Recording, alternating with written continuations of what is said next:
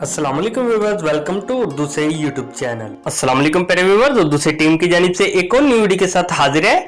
और आज की इस वीडियो में हम आपको बताने वाले हैं मनार नेम के मीनिंग और इसकी तफसीलात। मनार के इंग्लिश में स्पेलिंग बनते हैं MANAR। जिन्स लड़की है, मजहब है मुस्लिम। मनार के मायने है रहनुमाई, रोशनी। मनार नाम का शुमार लड़कियों के नामों में होता है।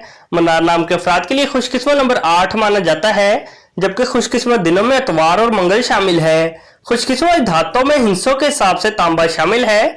मनार नाम के अफराद के लिए मुआफिक रंगों में सुर्ख और हल्का सब्ज रंग शामिल है।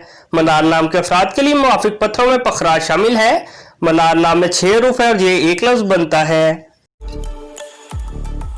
अपने नाम का मीनिंग जानने के लिए कमेंट बॉक्स में लिखिए, चैनल को सब्सक्राइब कीजिए, वीडियो को लाइक और शेयर कीजिए। Thanks for watching.